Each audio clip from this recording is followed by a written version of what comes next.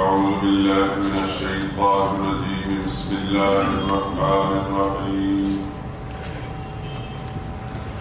الحمد لله رب العالمين الرحمن الرحيم مالك يوم الدين إياك نعبد وإياك نستعين اهدنا الصراط المستقيم صراط الذين أنعمت عليهم غير المغضوب عليهم ولا الضالين.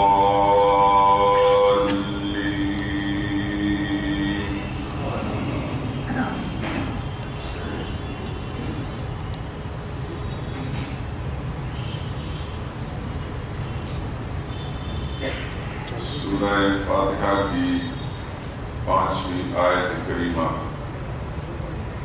اہدنا الصراط المستقیم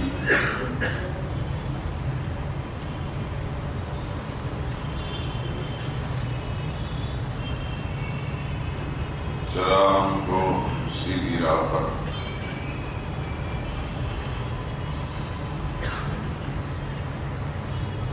اس آیت کریمہ کے 2 حصے ہیں، ایک اہدنا اور دوسرا الصراط المستقیم.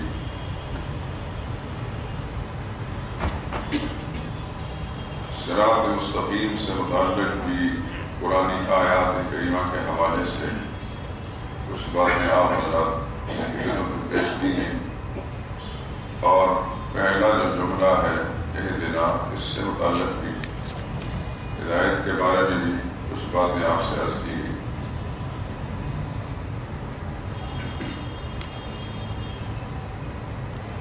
ہدایت بنیادی طور پر اس کی 2 قسمیں ہیں.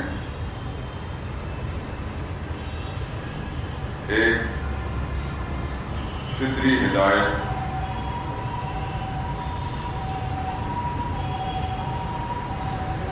جو پیدائش کے ساتھ ہی، تخلیق کے ساتھ ہی اس کو ملتی ہے، اور دوسری ہدایت کسبی، یعنی انسان محنت کر کے، کوشش کر کے، عمل کر کے اس کو حاصل کرتا ہے. فطری ہدایت جیسے ایک بچہ پیدا ہوتے ہی انسان کا ہو یا کسی حیوان کا، اپنی ماں کا دودھ پینا شروع کر دیتا ہے.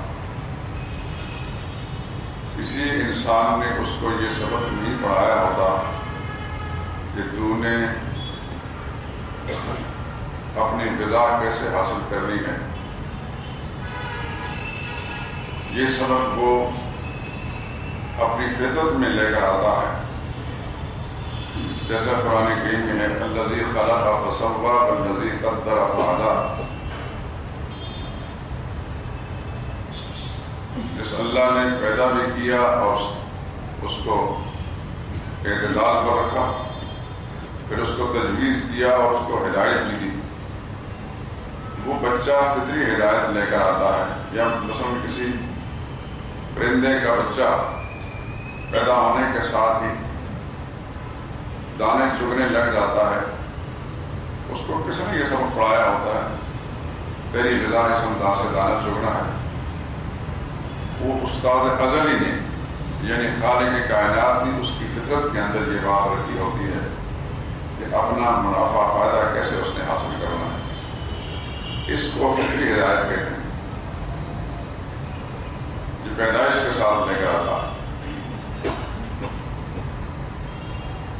ایک بچہ ماں کی چھاتی کے ساتھ لگنے کے ساتھ ہی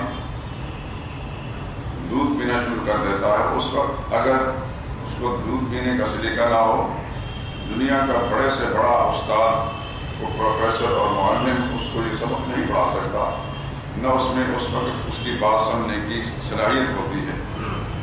بس جس خالق نے اس کا بنایا، پیدا کیا اور اس کے اندر اپنی غذا حاصل کرنے کے تقاضے رکھے، تو غذا حاصل کرنے کی صلاحیتیں بھی اللہ پاک نے پیدا فرما دی. یہ ہے فطری ہدایت. جو پیدائش کے ساتھ ہر بچہ ساتھ لے کر آتا ہے. دوسری ہے کسبی ہدایت، جو انسان اپنی محنت سے، عمل سے اس کا حاصل کر دیتا ہے.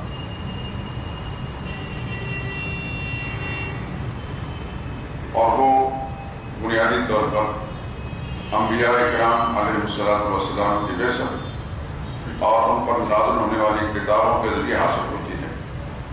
نبیوں نے جو سبق پڑھایا اور کتابوں کے ذریعے سے جو رہنمائی ملی، اس پر جب عمل کرنا شروع کر دیتا ہے، اس کو جس نے مان لیا تو وہ مومن کہلایا، نہ مانا تو وہ کافر ہوا یا منافق ہوا. اس کے ذریعے جو ہدایت ملتی ہے اس کو کسبی ہدایت کہتے ہیں. پھر اس کی آگے یہ ہدایت کسبی جو ہے اس کی 4 قسمیں ہیں. سب سے پہلی بات ہے انابت، یعنی صحیح بات اس کے سامنے آئی، اس صحیح بات کو ماننے کے لیے اس نے اپنے آپ کو آمادہ کر لیا اور دل میں امنگ پیدا ہوگی ماننے کے لیے. اس کو انابت کہتے ہیں. قرآن کی اصطلاح میں یہدی الیہ من اناب ما یتذکر الا من ینیب. سورہ اعراف میں بھی ہے، سورہ شورى کے اندر بھی ہے. اللہ کی طرف ہدایت اس کو ملتی ہے جو انابت اختیار کرتا ہے. انابت کہتے ہیں حق بات کو معلوم کرنے کے لیے جد و جہد کرنا، جستجو اور تلاش کرنا اور اس کے لیے آمادگی پیدا کرنا. اس کو انابت کہتے ہیں.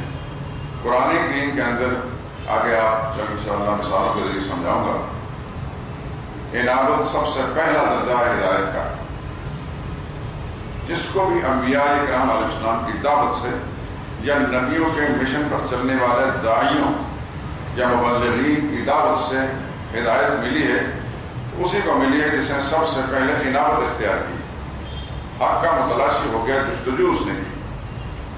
جو انسان ہردرم اور ضدی ہوا ہے اس کو کبھی نہ کسی نبی سے ہدایت ملی، نہ کسی کتاب سے، نہ کسی بات کہنے والے کسی مبلغ کی تولیل سے ہدایت ملی.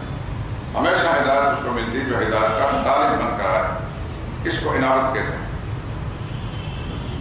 جب انسان ہدایت کے 4 درجے جو میں نے ذکر کیے، پہلا درجہ ہے انابت، دوسرا ہے ہدایت یعنی راستہ مل جانا، تیسرا ہے استقامت اور چوتھا ہے ربط قلب. یہ 4 اصطلاحیں میں اس کو قرآن کی آیتوں کے ذریعے سے انشاءاللہ آپ کو واضح کروں گا، لیکن پہلے اس کی حقیقت کو سمجھ لیں. پہلا درجہ انابت ہے، اس کی حقیقت معلوم ہوگی. حق کا متلاشی ہونا، جستجو اور اس کی تلاش، اس کو ماننے کے لیے آمادگی پیدا کرنا. جب کوئی انسان ماننے کے لیے آمادگی پیدا کر دیتا ہے، اسی وقت اللہ اس کے لیے راستہ کھول دیتا ہے. اس کا نام ہے ہدایت، راستہ کھول دینا. اب اس راستے پر چلنے کے لیے جب وہ جدوجہد کرتا ہے، اس پر استقامت اختیار کرتا ہے، ہل مل نہیں بلکہ پختہ طریقے سے، کتنے رکاوٹیں بھی آئیں، مزاحمتیں بھی ہوں، لیکن اس راستے پر چلنا شروع کر دیتا ہے اور مزاحمتوں کو عبور کر دیتا ہے، سختیاں مشقتیں برداشت کر دیتا ہے، اس پر قائم رہتا ہے. اس کا نام ہے استقامت. جب استقامت اس کو مل جاتی ہے تو پھر چوتھے درجے میں اللہ کی طرف سے اس کے لیے ربط قلب، ربط را با وا ربط، ربط کا معنی ہوتا ہے جوڑنا، باندھنا. قلب کہتے ہیں دل کو. اللہ اس کے دل کو اپنے قبضے میں لے لیتے ہیں. اب اس کے لیے ایک مثال 16واں پارہ سورہ کہف نکالیے.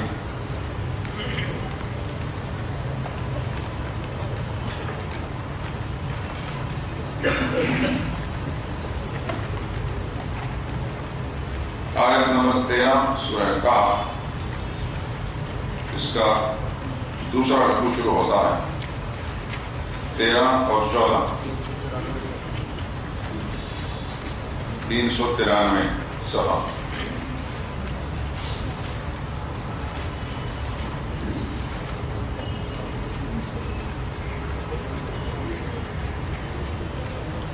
ان آیات میں اصحاب کہف جن کے نام پر یہ صورت ہے، کہف کہتے ہیں غار کو. کچھ نوجوان غار میں جا چکے تھے پہلے زمانے میں. اسلام ہمارا جس اسلام کا ہم مانتے ہیں، جس نبی کی شریعت پر ہم قائم ہیں، اس سے پہلے کی بات، ہزاروں سال پرانی بات ہے. ایک بستی، ایک علاقہ، وہاں کی ساری قوم مشرک تھی، بت پرست تھی، لیکن چند نوجوانوں کو اللہ تعالیٰ نے اپنی رحمت کے ساتھ کچھ سوچنے، کچھ غور فکر کرنے کی توفیق نصیب فرمائی۔ سوچنے لگے کہ اپنے ہاتھوں سے بنائی ہوئی چیزوں کو پوجنا یہ کہاں کی دانشمند تھی۔ وہ قوم کے میلے سے الگ ہو کر ایک سرٹائن پر آ کر ایک بیٹھ گیا، یوں سمجھے کہ میلہ تھا، جیسے آپ کے ہاں اس کو میلہ کہہ لیجیے یا عرس شریف کہہ لیجیے۔ اس میلے پر ساری قوم اکٹھی تھی، پوجا پاٹ میں لگی تھی۔ ایک نوجوان اللہ تعالیٰ کی دستگیری کے ساتھ یہ سوچ کر کہ یہ کیا ہو رہا ہے، اپنے ہاتھوں سے بنایا کو پوجا جاتا ہے اور ان سے مرادیں مانگی جاتی ہیں، وہ ایک سائڈ پر ہو کر بیٹھ کر سوچنے لگا اور اپنے قوم کی بدعقلی پر معذرت کرنے لگا۔ چند لمحوں کے بعد دوسرا آ کر بیٹھ گیا، اس کے پاس آپس میں کوئی بات نہیں ہو رہی۔ پھر ایک تیسرا آ کر بیٹھ گیا، چوتھا، پانچواں، چھٹا اور سات۔ سارا دن وہ میلہ دور سے دیکھتے رہے اور افسردہ رہے۔ پھر آپس میں کسی سے بھائی آپ کا کیا نام ہے، کہاں رہتے ہو، یہاں کیسے آ کر بیٹھے؟ ایک نے اپنی دل کی بات کہہ دی، دوسرے نے کہا میں بھی یہی سوچ کر آ کر بیٹھا، دوسرا تیسرا، سب نے اپنا مدعا بیان کر دیا، گویا کہ متفق روایت ہے۔ اب انہوں نے سوچا کہ یہاں ساری قوم بمائے حکومت کے مشرک ہے، بت پرست ہے، اب ہمارے اندر اتنی طاقت ہے نہیں کہ ہم ساری قوم کو بدل سکیں، لیکن ارادہ انہوں نے یہ کیا کہ کوئی مل کر ایسی جدوجہد شروع کرتے ہیں، شاید اس کے بہتر اثرات آ جائیں۔ تو سب سے پہلے جب انہوں نے انابت اختیار کی، یعنی اس باطل سے منہ موڑ کر صحیح بات کی تلاش کے اندر بیٹھ گئے، اس کو قرآن کہا فرمایا انہم فتیۃ آمنوا بربہم، وہ کئی نوجوان تھے، جب انہوں نے انابت اختیار کی، سوچ بچار کی تلاش میں رہے، اس کا ذکر نہیں کیا، تو آمنوا بربہم میں فرمایا کہ اللہ نے ان کو ایمان کی توفیق دے دی، ہدایت مل گئی، اپنے رب پر ایمان لے آئے۔ جب رب پر ایمان لے آئے تو اب اس پر قائم رہنے کے انہوں نے عزم کر لیا، اس کو اللہ فرماتے ہیں وَزِدْنَاهُمْ هُدًى، ہم نے ان کی ہدایت کو بڑھا دیا، یعنی استقامت دے دی، ڈٹ گئے کہ حکومت طرف سے پہلے انہوں نے کوشش کی کہ کسی طریقے سے یہ باطل نظریہ جو ہے اس کے خلاف رائے عامہ کا ہموار کیا جائے۔ آہستہ آہستہ ان کی شکایت حکومت تک پہنچ گئی، کچھ ہمارے حکومت کے باغی لوگ، کچھ نوجوان جو ہیں بغاوت پر آمادہ ہیں، دہشت گرد ہیں۔ موجودہ اس طرح جتنے امریکہ کے غلام ہیں اس ملک کے اندر، لا عدد تعین جتنے بھی ہیں، کفر کے جتنے غلام بھی ہیں، ان کی زبان پر یہی ہے۔ انہوں نے ایسے ہی کہا یہ باغی ہیں، یہ دہشت گرد ہیں، حکومت نے وارنٹ گرفتاری جاری کر دی ہے، پکڑو ان کو۔ اب جس وقت انہیں معلوم ہوا کہ وارنٹ گرفتاری آ گئی تو انہوں نے کہا کہ مسئلہ ہے یہاں نہیں کہ گرفتاری دے دیں، کیونکہ انہیں معلوم ہوگا کہ حکومت اسی قسم کے پکڑے ان کو سزا موت دے دی۔ چنانچہ انہیں مسئلہ کا شکار ہو کر انہوں نے رائے قائم کی کہ جا کر کہیں عافیت کا گوشہ تلاش کرتے ہیں، جب موقع ملے گا پھر اپنا کام کریں گے۔ وہاں سے نکلے، چلتے چلتے انہوں نے ایک غار کے اندر پناہ لے لی، جس کی طرف عام طور پر کسی کا عوام الناس میں سے یہ حکومت کا دھیان نہیں تھا کہ یہاں کو پناہ لے سکتا ہے۔ اور اللہ کی شان یہ ہے کہ جب وہ ساتوں نوجوان چلنے لگے تو ساتھ ایک کتا بھی چل پڑا، جس کا ذکر قرآن کی آ گیا اسی سورہ کے بعد۔ وہاں جائے تھکے ہارے سے دور ہوگا تو اونگ آ گئی، سو گئے۔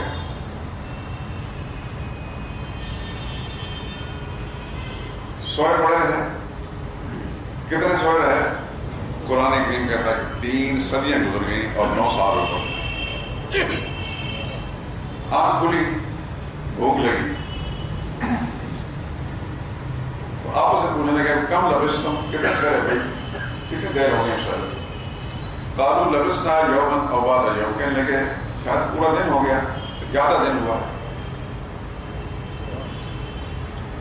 پھر کہنے لگے چھوڑو یار اس پاس میں پڑھنے کی ضرورت کیا ہے، کتنے گئے ہم یہاں سوئے ہیں. وہ لگ رہی ہے. ان میں سے ایک جو زیادہ ہوشیار معلوم ہوتا تو اس کو کہا کہ یہ پیسے لو گئے جو جیب میں کرنسی تھی، لاؤ چھپتے چھپاتے ذرا بچ بچا کر بازار سے کوئی چیز لے آنا کھانے کے لیے. لیکن یہ خیال کرنا کہ یہ قوم چونکہ مشرک ہے، غیر اللہ کے نام کی نیازیں دیتی دلاتی کھاتی کھلاتی ہے، تو کوئی حرام چیز لے کر نہ. اسی سورہ بات میں آگے انشاءاللہ آئے گا، میں آپ کو بتاؤں گا. اللہ نے چاہا اللہ آپ کو سلامت رکھے اور مجھے بھی توفیق دے. انشاءاللہ یہ ساری باتیں آئیں گے، لیکن اجمالاً میں آپ کے سامنے خط کر رہا ہوں. وہ نوجوان جب گیا کچھ نقاب اوڑھ کر کچھ گڑیا بدل کر، دیکھا کہ سارے بازار مارکیٹیں بالکل بدلی ہوئی ہیں. وہ بازار نظر نہیں آ رہا ہے، وہ انسان نظر نہیں آ رہا ہے، وہ کلچر نہیں ہے، وہ حلیے نہیں ہے، وہ لباس نظر نہیں آ رہا ہے. اب 3 صدی گزرے تو کتنے تبدیلی آ جاتی ہے کہ 100 سال پہلے لاہور شہر کی دکانوں کا یہ حال تھا، بلڈنگیں ایسی تھیں، یہ کہ لوگوں کا لباس ایسا تھا، یہ زبان ایسی تھی. تو 3 صدیاں پیچھے چلے جائیں. وہ جو کرنسی اس نے دیکھی دکاندار نے، بھائی یہ کہاں سے لایا، کوئی دفینہ تو نہیں مل گیا آپ کو؟ کہنے لگے بھائی مل گیا. اپنی زبان بھی بدلی ہوئی تھی لیکن باہر اس نے کہا نہیں کوئی بات ہے، تم کون ہے، کہاں سے آیا تھا؟ اب اس کے لیے مصیبت پڑ گئی. میں تو کھانا لینے آیا تھا. مجھے ساتھی نے بتایا تھا کہ کھانا لانا لیکن حلال لانا، غیر اللہ کی نیاز لانا. فَبَعْثُوا أَحَدَكُمْ بِوَرِقِكُمْ هَٰذِهِ إِلَى الْمَدِينَةِ، ایک کو بھیجو یہ پیسے لے کر شہر کی طرف. فَلْيَنْظُرْ أَيُّهَا أَزْكَىٰ طَعَامًا، لیکن اس بات کی اختیار رکھے کہ وہاں پاکیزہ کھانا کہاں سے ملے گا، تو نیاز نہ ہو غیر اللہ کی. ہو سکتا ہے کہ وہ تبرک کے طور پر دکانوں میں لے جا کر چھوڑتے ہیں، جیسے کہ زمانے میں تبرک کو کسی کو کہا جائے کہ یہ صدقہ ہم نے دیا ہے اللہ کے نام کا، تو یہ کلمہ پڑھنے والا بد نصیب مسلمان اللہ کے نام کا جو خیرات اور صدقہ ہوتا ہے، جو حلال ہوتا ہے، اس کو کہنے ہم نہیں کھاتے. اور یہ کہا جائے کہ ہم فلاں دربار سے فلاں مزار نفر سے نیاز لے کر آئے، ہر ایک امیر کبھی غریب کہے کہ مجھے دو، حرام کھانے کے لیے فوری طور پر آمادہ ہو جائیں گے اور اللہ کے نام پر حلال چیزوں کھانے کے لیے تیار نہیں. یہ شاید ہر زمانے میں اس قسم بیماری رہی ہو. اس زمانے میں ایسا کرتے ہوں گے تو ساتھی نے احتیاط، جب اللہ کی توحید پر ایمان لے آیا تو پھر وہ شرک سے ہر جگہ بچتا ہے، کھانے پینے کے اندر بھی بچتا ہے اور عمل سے بچتا ہے. یہ اللہ کی توحید کی برکات ہوتی ہے. قصہ مختصر کہ بالآخر وہ پکڑے گئے، حکومت بدل گئی تھی، مشرق حکومت ختم ہوا ہے، حکومت آ گئی تھی. لیکن یہ ایک ان کے سمجھو کہ ریکارڈ کے لیے موجود تھا کہ 6-7 نوجوان اس قوم کے لاپتہ ہیں، کہاں ہیں، ان کا سراغ لگایا جائے. بالآخر وہ نوجوانوں کو نکالا گیا، سارا کچھ معلوم ہوا. پھر پتہ چلا کہ اللہ تعالیٰ نے بتایا کہ 309 سال تک رہے. پھر حالات بدل کے تفصیلات چھوڑتا ہوں. تو یہاں قرآن کریم میں ان کی حالت یہ بیان کہ انہم فتیۃ، وہ چند نوجوان تھے جب انہوں نے عنابت اختیار کی حق کی تلاش میں. اللہ فرماتے آمنوا بربہم، اپنے رب پر ایمان لے آئے، یعنی اللہ نے ان کے راستہ کھول دیے. ایمان ملنا یعنی راستہ کھولنا ہے. وزدناہم ہدی، پھر ہم نے ان کی ہدایت میں اضافہ کر دیا، یعنی ان کو استقامت دی. وربطنا علی قلوبہم، اور پھر ہم نے ان کے دلوں کو باندھ دیا. ربط قلب کہتے ہیں اس کو کہ جب اللہ کے قبضے میں کوئی چیز، ہمارے استاد حضرت شیخ القرآن فرمایا کرتے تھے ہم نے ان کے دلوں پر چھاپا مار لیا. لیکن اصطلاح ہے پولیس نے چھاپا مار لیا، چھاپا مار کے کوئی چیز اپنے قبضے میں لے گئی. اب پولیس جب چھاپا مار کے اپنے قبضے میں لے رہے تو پھر کون اسے چھڑا سکتا ہے؟ تو اس چھاپے کا کیا حال ہوگا جو اللہ تعالیٰ نے مان لیا ہوگا. جب اللہ کسی کے دل کو اپنے قبضے میں لے لیں تو پھر اسے کوئی چھڑا سکتا ہے؟ پھر اس کے اندر، اس دل کے اندر کوئی گمراہی ڈال سکتا ہے؟ پھر وہ ہدایت ہی ہدایت ہے. ان کی صفت اللہ نے بیان فرمائی کہ ہم نے ان کے دلوں پر گرہ لگا دی، ربط قلب ہو گیا. اس کام جب ربط قلب ہوا تو پھر کھڑے ہو گیا سارا. اتنا فقالوا ربنا رب السماوات والارض، اعلان کیا ہمارا رب وہ ہے جو آسمان و زمین کا رب ہے. لن ندعو من دونہ الہا، ہم اعلان کرتے ہیں کہ اللہ کے سوا کسی اور کو الہ بنا کر نہیں پکاریں گے. لقد قلنا اذا شططا، اگر ہم نے ایسی غلط بات کی تو یہ بلکہ سے دور بات ہوگی. اور آپ کہتے ہیں اپنے قوم پر ہمارے قوم، ہماری یہ قوم اتخذوا من دونہ اللہ کے سوا الہ بنا رکھے ہیں. لولا یاتون علیہ بسلطان بین، ان کے پاس اس اپنے موقف کے لیے دلیل کیا ہے؟ تو دلیل کیوں نہیں لاتے؟ فمن اظلم ممن افترى علی اللہ، کہ اس سے بڑا ظالم کون جو اللہ کا بہتان بنتا ہے. خیر آگے پھر تھاروں کا قصہ موجود ہے. میں یہ بتانا چاہتا تھا کہ ہدایت کے 4 درجے ہیں. پہلا درجہ ہے انابت، متوجہ ہونا، حق کا متلاشی لینا. دوسرا درجہ ہے ہدایت یعنی راستہ کھول جانا. تیسرا ہے استقامت. اب یاد رکھیں کہ ان میں سے یہ 4 درجے جو ہیں 2 بندے کی طرف سے تو 2 اللہ کی طرف سے. بندہ انابت اختیار کرتا ہے، اس لیے اللہ اس کے لیے ہدایت کا راستہ کھول دیتے ہیں. بندہ پھر استقامت اختیار کرتا ہے یا ڈٹ جاتا ہے، ڈگمگاتا نہیں، تو اللہ پھر اس کو چوتھے درجے کا نام دیتے ہیں، رب قلب ہو جاتا ہے. یہ ہدایت کے 4 درجے. سب سے نچلا درجہ ہے انابت. اللہ مجھے اور آپ کو سب کو یہ 4 درجے نصیب کرتا ہے. جب یہ 4 درجے مل جاتے ہیں خدا کی قسم، پھر اس کی حالت وہ ہوتی ہے کہ جسم کے ٹکڑے بھی ہو جائیں تو وہ اف بھی نہیں کرتا.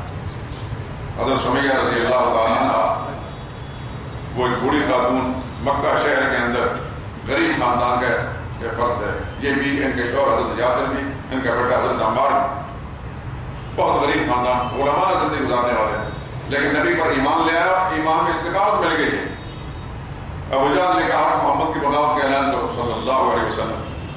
انہوں نے کہا ایسا نہیں ہو سکتا. انہوں نے کہا تم پتہ نہیں موت تمہارے سامنے کھڑی ہے. انہوں نے کہا یہ نشہ وہ نشہ نہیں جیسے کوئی تلسی ہوتا ہے. ابو جہل نے کہا کہ یہ جب تک ان کے سامنے موت لا کر کھڑی نہ کی جائے اس وقت ایک بازی آئیں گے.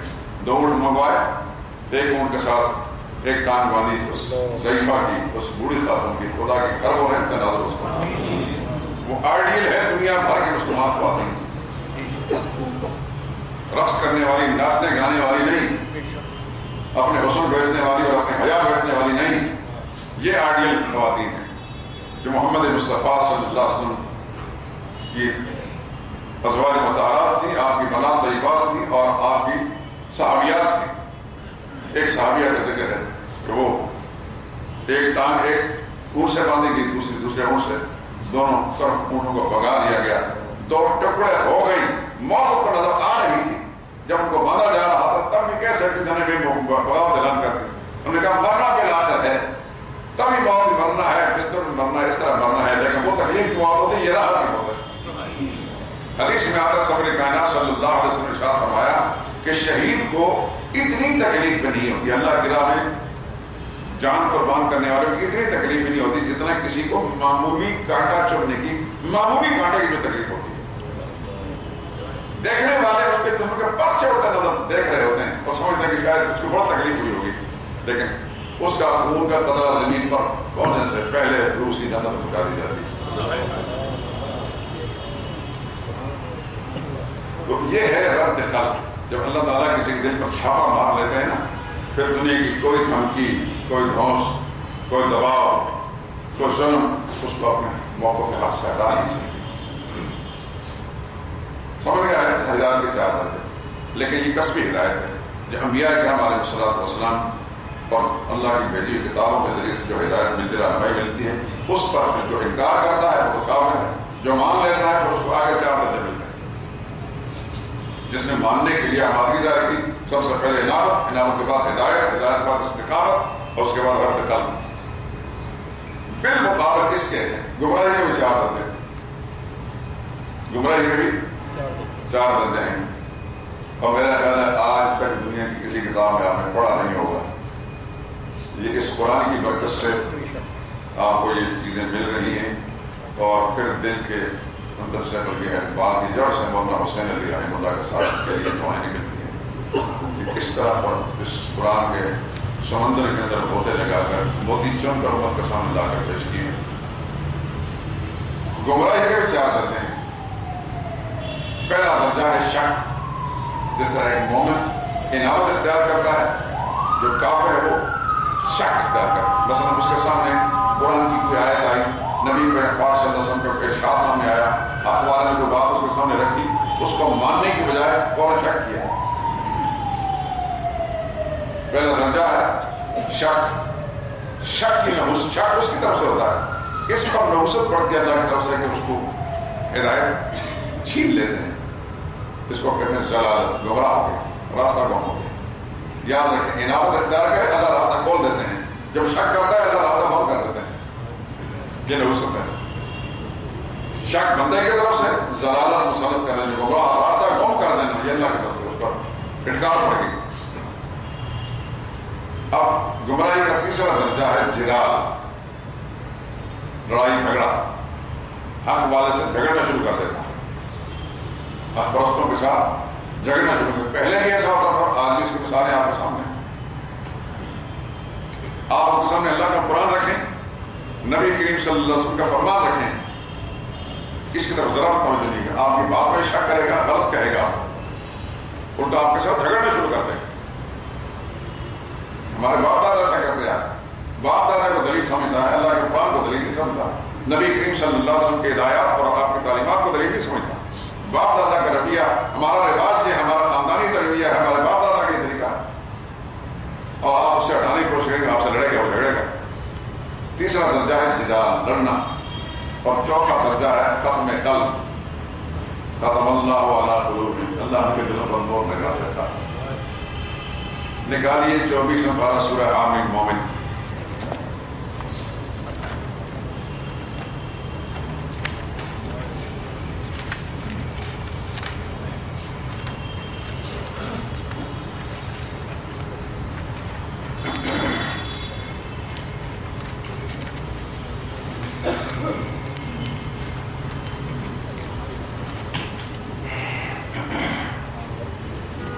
آیت نمبر 34 اور 35، صفحہ 626۔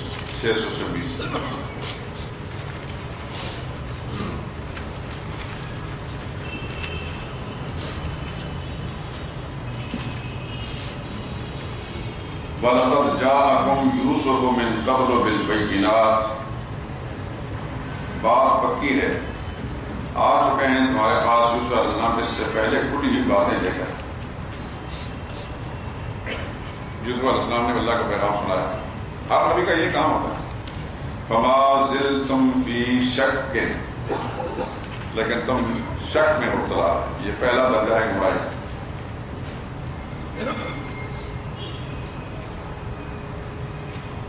اور کہنے لگے حتیٰ اللہ کے جہاں تک یوسف علیہ السلام پر موت آ گئی، تم کہنے لگے چلو جی ہمارا کام کھانے والے آئے تھے، جان چھوٹی نہیں، بس اللہ کے بعد رسول، اس کے بعد کوئی رسول نہیں آئے گا۔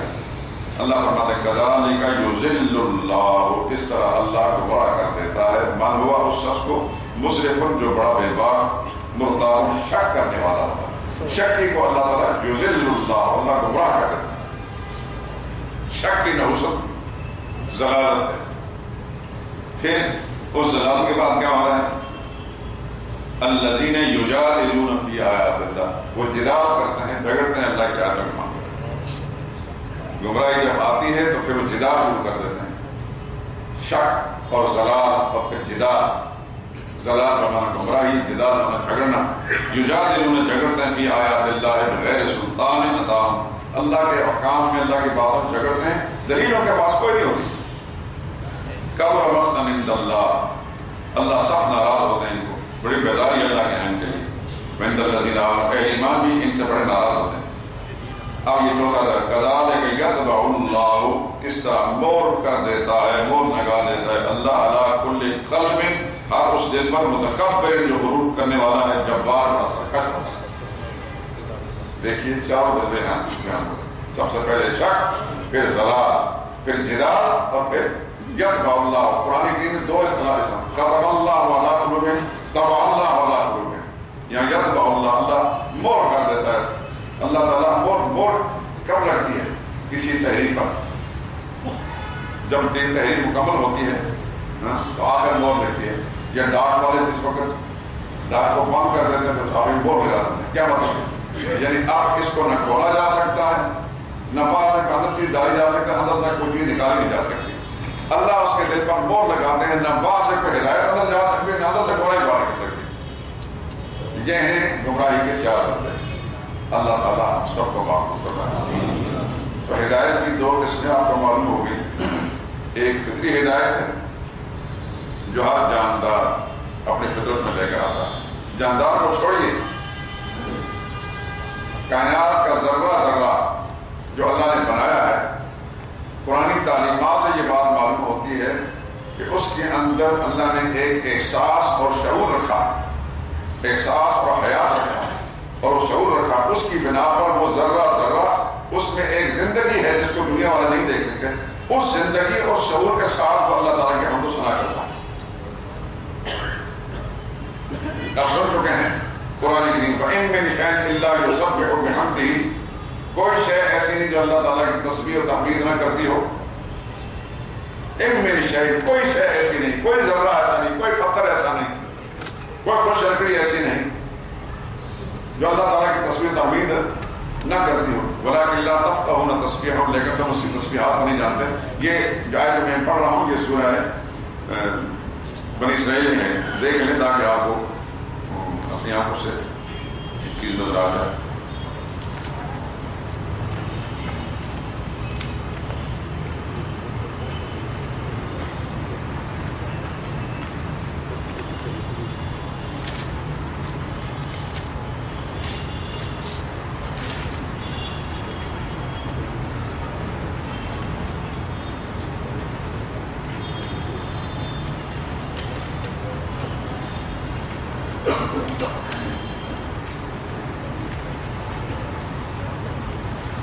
یہ آیت نمبر 44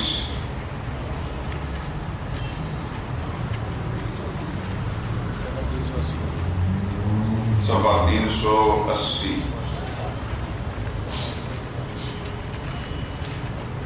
یہ بنی اسرائیل ہے۔ دیکھیے، تسبح لہ السماوات السبع، تسبیح بیان کرتے ہیں اس کی ساتوں آسمان۔ دیکھیں، تسبیح بیان کرنا یہ معرفت پر موقوف ہے، یعنی وہ تسبیح جس کی کر رہے ہیں اس کو پہچانتا ہے، کس کو؟ اللہ کو، اور اللہ کی معرفت یہ علم ہے۔ اللہ نے یہ علم ان ذرات کے اندر رکھا ہے، پتھروں کے اندر رکھا ہے۔ اس لیے اللہ فرماتے ہیں تسبح لہ السماوات السبع، ساتوں آسمان تسبیح بیان کرتے ہیں، والارض، اور ساتوں زمینیں بھی، ومن فیہن، اور جو کچھ ان کے اندر ہے، چاہے آسمانوں میں ہو یا زمین، جو کچھ بھی ہے سب اللہ کی تسبیح بیان کرتے ہیں۔ وَإِن مِّن شَيْءٍ إِلَّا يُسَبِّحُ بِحَمْدِهِ، کوئی شے ایسی نہیں جو اللہ کی تسبیح نہ بیان کرتی ہو اس کی خوبیوں کے ساتھ۔ وَلَٰكِن لَا تَفْقَهُونَ تَسْبِيحَهُمْ، اس شک کا ازالہ کر دیا کہ ہمیں تو پتہ نہیں چلتا کہ کون سی چیز تسبیح ہم پتھر ہم دیکھیں سارا اس کی آواز نہیں آتی اللہ کی تسبیح کرنا۔ اللہ فرماتا ہے فکر نہ کرو، تم ان کی تسبیحوں کو نہیں سمجھتے، نہ ان کی زبانوں کو جان تسبیحات کے لیے پتہ۔ إِنَّهُ كَانَ عَلِيمًا غَفُورًا۔ آگے چلیں ذرا سورہ نور دیکھ لیجیے 18 پارے میں۔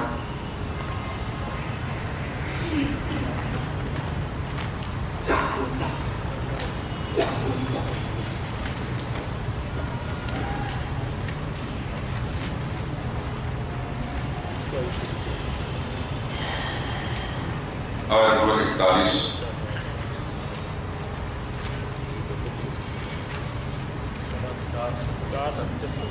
شکر رکوع کی پہلی آیت، صفحہ 475۔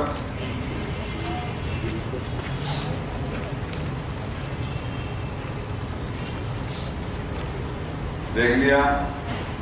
الم ترى، دیکھتے نہیں تم؟ آیت نمبر 41 بتائیے۔ الم ترى ان اللہ یسبح لہ، کیا تم دیکھتے نہیں کہ اللہ ہی کی پاکی بیان کرتے ہیں، من فی السماوات، جو کچھ بھی آسمانوں میں ہے، والارض، جو بھی زمینوں میں ہے، والطیر، اور اڑتے جانور بھی اللہ کی پاکی بیان کرتے ہیں، صافات، پر کھولے ہوئے، کل قد علم صلاتہ و تسبیحہ، ہر ایک کو معلوم ہو چکی ہے اس کی دعا و تسبیح۔ وہ اللہ نے جو ان کو زبان دی ہے، جو بولی دی ہے، اس میں بول رہے ہیں ہم لوگ، ان کی تسبیح بہت سمجھتے بھی ہیں، اور ان کو کیا کہ تسبیحات کا پتہ ہے۔ کل قد علم صلاتہ و تسبیحہ، ہر ایک کو اپنی دعا اور تسبیح معلوم ہے۔ واللہ علیم، اللہ جاننے والا ہے۔ اب نظر ہو گیا کہ کائنات کا ذرہ ذرہ جو ہے اس کو بھی اللہ نے ایک ہدایت دی، لیکن چونکہ وہ اس کے اندر جو جان ہے یا حیات ہے یا احساس ہے وہ اتنا کمزور ہے، اتنا معمولی ہے کہ عام دیکھنے والوں کو نظر نہیں آتا، اس لیے ہم اس کو جماعت کہہ دیتے ہیں، پتھر ہے۔ لیکن جس نے اس کو بنایا ہے وہ ان کی بولی کو بھی جانتا ہے، ان کو بولیاں اس نے دی ہیں۔ جب پھر ان کے اندر دوسری مخلوق ایسی ہے جس کے اندر اللہ نے زندگی اور کچھ شعور بھی رکھا ہے اور حیات بھی ہے لیکن عقل نہیں، جیسے حیوانات، اس کی بنا پر ہم ان کو جاندار تو سمجھتے ہیں لیکن عقل نہ ہونے کی بنا پر ان کو اللہ نے مکلف نہیں بنایا احکام کا۔ کسی جانور سے نہیں پوچھتے تم نماز کیوں نہیں پڑھی، روزہ کیوں نہیں رکھا، فلاں کیوں نہیں، اس لیے کہ اللہ تعالیٰ نے ان کو عقل شعور سے، وہ جو شعور کامل ہے عقل والے، اس سے معلوم رکھا ہے، لیکن انہیں حیات ہے، چلتے ہیں پھرتے اپنے مالوں کو پہچانتے، سب کچھ اپنے فائدوں کو نقصان کو سمجھتے ہیں۔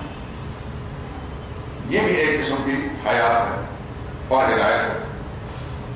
لیکن جانور کو آپ گھر سے نکالیں، چل چلا کر پھر مڑ اپنے گھر میں آ جائے گا، یہ واپس اپنے گھر کی طرف آنا یا اپنے مالوں کو پہچاننا، یہ اس کی ایک ہدایت ہے، لیکن عقل پوری نہیں ہے، اس وجہ سے مکلف نہیں۔ ایک تیسری مخلوق ہے جسے جن کہا جاتا ہے یا انسان کہا جاتا ہے، ان پر حیات بھی دی اور عقل بھی پوری دی، اس حیات اور عقل پر اللہ پاک نے ان کو مکلف بنایا، اب کرو گے تو جزا ملے گی، نہیں کرو گے سزا ملے گی۔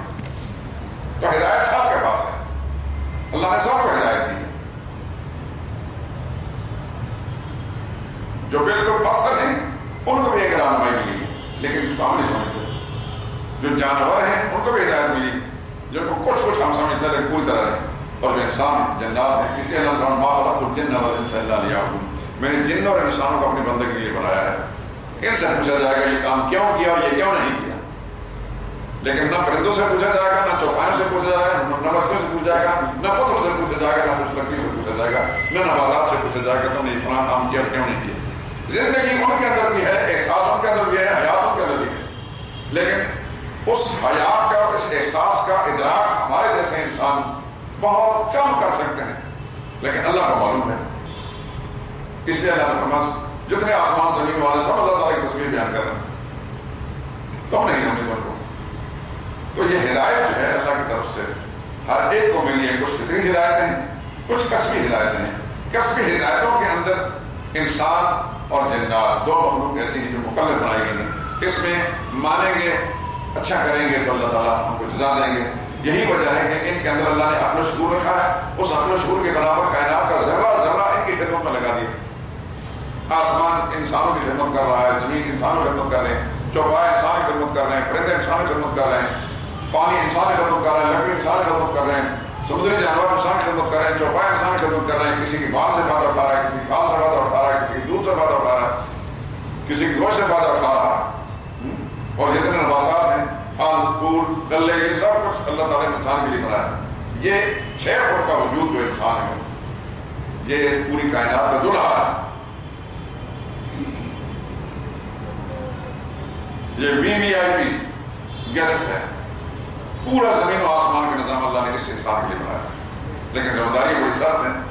پھر جب نہیں مانے، اور اس کی رہنمائی کے لیے، یہ تو مالی چیزیں ہیں، اس کی رہنمائی کے لیے اللہ نے نبی بھیجے، اس کی ہدایت اور رہنمائی کے لیے اللہ نے کتابیں بھیجی، دنیا بھر کے انعامات نعمتیں بیچ کو دی۔ جانوروں کو یہ کاٹ کر کھاتا ہے، اس کو کاٹ کر جانور نہیں کھاتا ہے، لکڑی یہ اپنے فائدے کے لیے کاٹتا ہے، سبزہ یہ اپنے فائدے کے لیے کاٹتا ہے، پھل یہ اپنے فائدے کے لیے توڑتا ہے، پھول اپنے فائدے کے لیے توڑتا ہے، پانی یہ استعمال کرتا ہے، پانی اس کو استعمال نہیں کرتا۔ دیکھیں ذرا دماغ میں وسعت پیدا کیجیے، کائنات کا ذرہ ذرہ جو ہے انسان کی خدمت میں ہے، اور صرف انسان ایسا ہے جو اللہ تعالیٰ نے اشرف المخلوقات بنایا۔ پھر نبی اور ایک کتاب اس کے رہنمائی کی، اب جب مانتا ہے تو پھر بہت اونچے درجے پر اللہ لے جاتا ہے، اور بہت اونچے درجے پر جنتیں اس کے لیے بنائی، جنگلی جانوروں کے لیے جنتیں نہیں بنائی۔ نہیں مانے گا تو پھر جہنم اسی کے لیے، جانوروں کو اللہ تعالیٰ جہنم نہیں ڈالے گا۔ لقد خلقنا الانسان في احسن تقويم ثم رددناه اسفل السافلين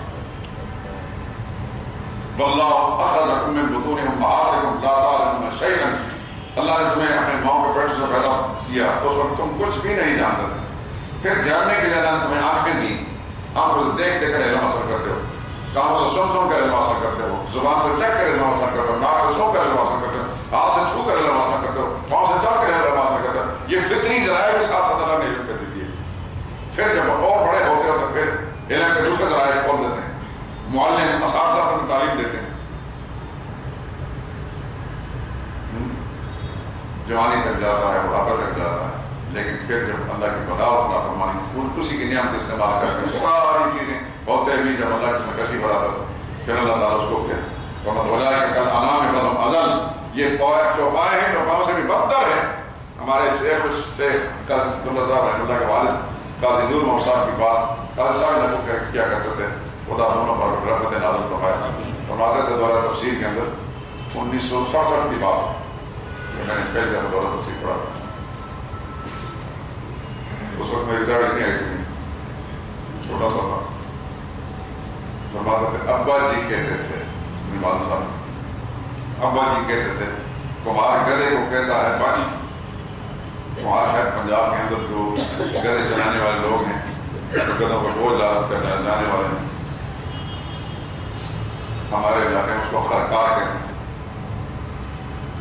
خر کہتے ہیں اصل میں گدھے کو، فارسی میں بھی اور پشتوں کے اندر بھی، تو گدھوں کے کام کرنے کو خرکار کہتے ہیں، جہاں خرکار کسی اور معنی لیا جاتا ہے۔ قاضی صاحب رحمۃ اللہ فرماتا تھا کمہار گدھے کو کہتا ہے خطرے کے مقام سے بچ، تو گدھا کمہار کی بات سن کر خطرے کے مقام سے بچ جاتا ہے۔ اس انسان کو خدا کا پیغمبر کہتا ہے خطرے کے مقام سے بچ، یہ نبی کی بات نہیں مانتا، بتاؤ وہ گدھا اچھا ہے جس نے کمہار کی بات مانی، یا یہ انسان اچھا جس نے نبی کی بات کو ٹھکرا دی۔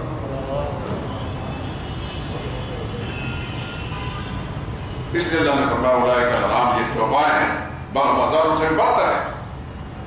کہیں تو اللہ نے فضیلت کا تاج رکھا، اشرف المخلوقات بنایا، اور جب وہاں سے گرتا ہے تو پھر اللہ تعالیٰ اس کو جہنم کے نچلے درجے پھینک دیتا ہے۔ تو یہ ہے ہدایت والا معاملہ۔ اللہ سے دعا کریں گے اللہ پاک اپنے رحمت کے ساتھ، یہ ٹائم ہو جاتا ہے مجھے بتا دیا کریں، سال سال کے اداس بیٹھے ہوں گے، پیشام کے وقت لمبا لے لیے، کہ چلو آج یہ سورہ واقعہ کی یہ آیت تقریباً جو ہے مکمل ہوگی۔ اگر زندگی نے وفا کی تو انشاءاللہ کل سے بھی آیت پڑھیں گے۔